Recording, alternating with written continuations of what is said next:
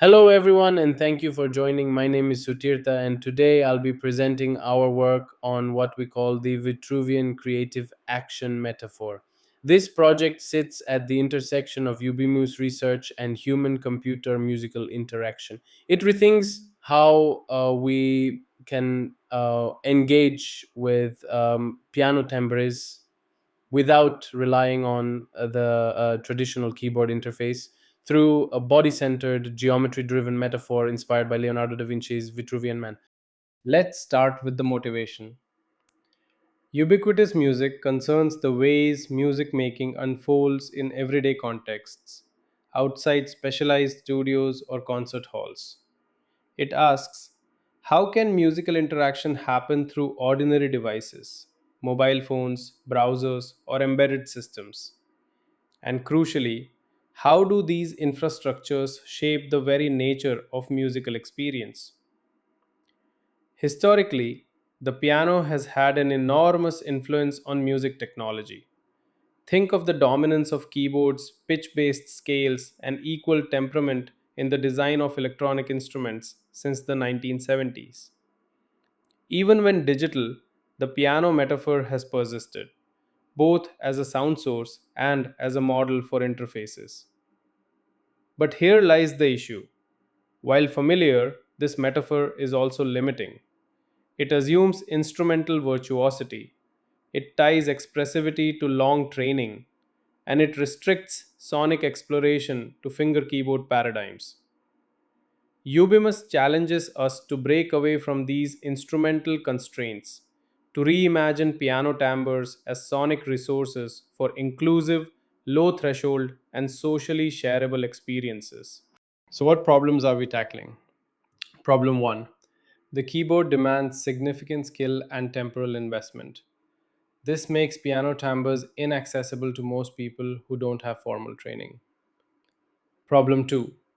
Many setups for expressive gesture based interaction still depend on wearables, proprietary sensors, or heavy software infrastructure.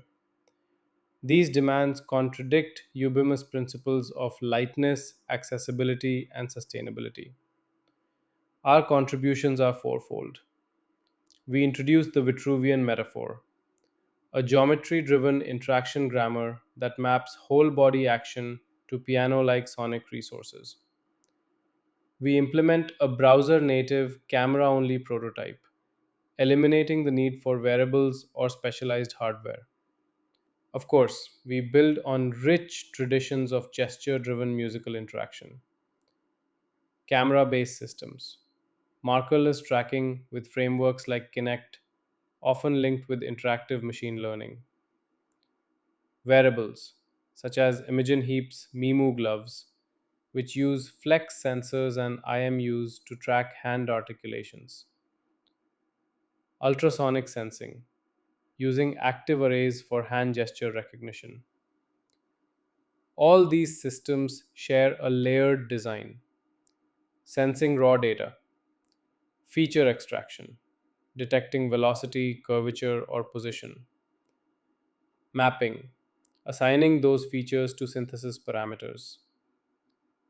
Our innovation is not the sensing itself. We also use computer vision, but the metaphor guiding the mapping. Instead of mimicking instrumental technique, we employ the Vitruvian metaphor, which anchors interaction in human body proportions and spatial zones. This is both technically robust and philosophically aligned with Ubimus principles of accessibility and situational use. Let's dig into the metaphor itself, the heart of our proposal. Leonardo da Vinci's Vitruvian Man shows a human body inscribed within both a square and a circle. It encodes proportion, symmetry, and harmony between human anatomy and geometric order. We adopt this as an interaction grammar. The system first measures the performer's proportions, head to feet, and draws a dynamic square container. Inside this, it overlays two concentric circles centered on the body. These zones define different modes of sonic interaction. The inner circle is about intimacy and precision. Small gestures here trigger discrete piano onsets. The intermediate ring is about continuity and motion. Gestures here yield arpeggios and melodic contours. The outer circle is about expansiveness. Large motions here drive continuous pads and evolving timbres. In other words, we map spatial proximity to types of sonic causality: discrete, sequential, and continuous. Philosophically, this reframes music making. Instead of playing the piano, participants are inhabiting space with their bodies. Music becomes the result of geometry and proportion rather than instrument technique.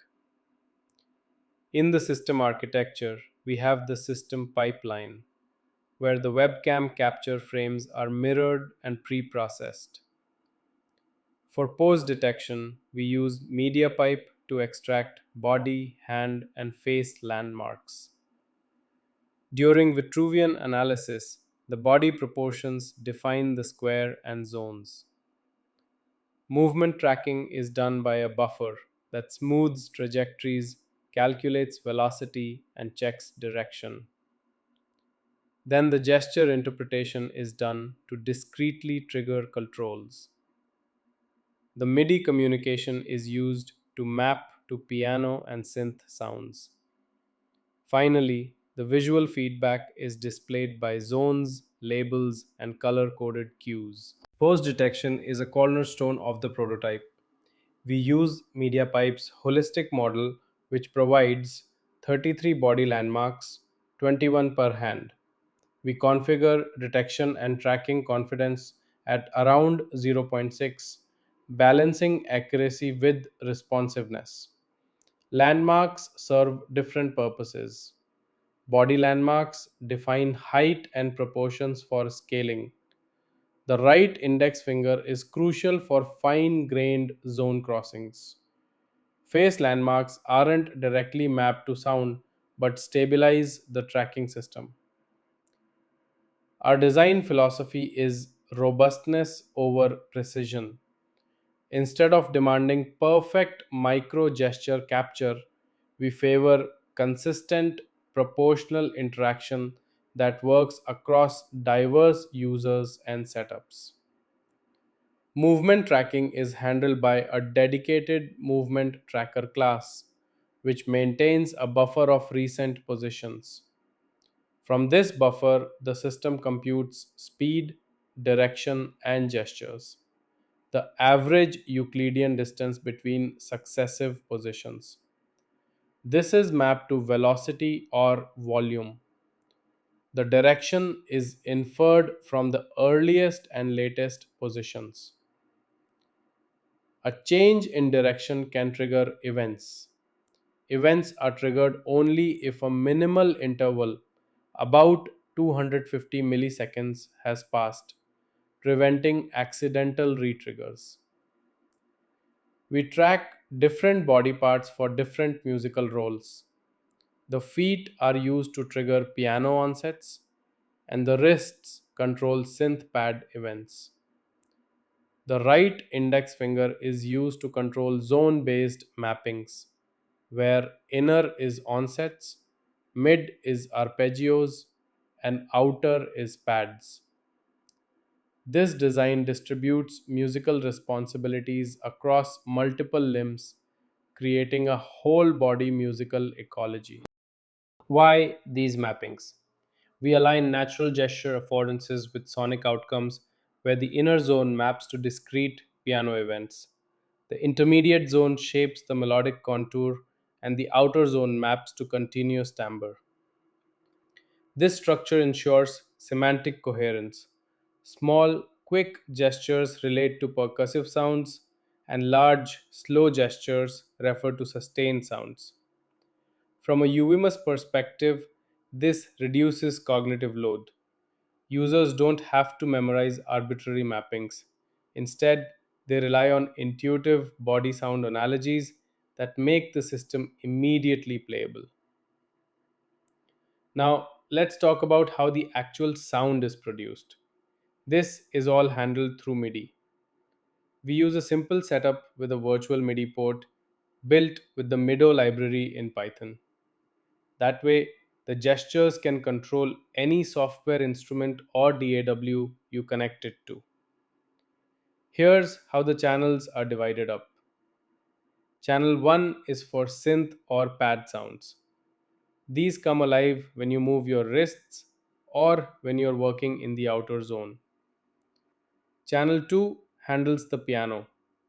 It gets triggered either by foot movements or when the index finger crosses into the inner circle. Channel 3 is for arpeggios, those rolling sequential notes, and it's driven when your finger sits in the middle zone. The mappings are straightforward. The speed of your motion translates into the velocity of the note. Move faster, and the sound is louder or more intense. The zone you're in decides the type of event: discrete piano, flowing arpeggio, or sustained pad. And then we add control change messages, things like reverb, modulation, or volume, so that gestures can shape the texture of the sound as well. Finally, to make sure the output always feels musical, we constrain the notes to familiar scales and chords. Let's take a step back to Ubimus philosophy. Infrastructure is never neutral. The choice of tools, browser, webcam, CPU, defines what music can be made. In Ubimus, these infrastructural constraints are not obstacles, they are materials. The Vitruvian metaphor embodies this philosophy. By scaling interaction zones proportionally to the body, it adapts to each participant without demanding standard equipment. There's also the temporal dimension. Ubimus often unfolds in networked or asynchronous situations where latency and jitter are unavoidable. Instead of treating these as flaws, we design mappings that tolerate and even embrace them. Discrete triggers have temporal elasticity. Continuous pads can expand or contract, and arpeggios can evolve over imperfect timing. Thus, the metaphor reflects Ubimus ideals: inclusivity, adaptability, and situated creativity. Of course, there are caveats. The latency where camera and inference adds about 30 to 50 milliseconds. Usable for expressive play, but not for virtuosic passage work. The orientation of performer must face the camera for reliable tracking. Finger level precision is limited by webcam resolution. These are trade offs we embrace deliberately. Our aim is not micro precision, but broad accessibility and expressive sufficiency. Looking ahead, we plan to measure cognitive load using NASA TLX and dual task methods to compare novices versus experts, collect creative outcomes using performances, recordings, and participant reflections, develop adaptivity using scalable zones and mappings tailored to skill levels, optimize latency through tracking improvements and WebRTC tuning, aiming for less than 20 milliseconds in controlled contexts. Formalize Ubimus patterns by turning our mapping strategies into reusable design frameworks for the community. To conclude, we introduced the Vitruvian creative action metaphor, a body centered, geometry driven model for piano timbres without keyboards. We showed how a browser native, camera only prototype maps whole body gestures into discrete and continuous sonic events using MIDI for flexible rendering. Philosophically, we argue that the Vitruvian metaphor supports Ubimus principles, which are sustainability, inclusivity, and situational creativity. It lowers barriers to entry while retaining expressive potential. We now invite feedback and collaboration to refine, expand, and deploy this approach across Ubimus contexts: educational, artistic, and social. Thanks, everyone. Thanks to Damien and Joe. Hope to meet you all next year for sure. Damien is present to talk about our research. Thank you once again.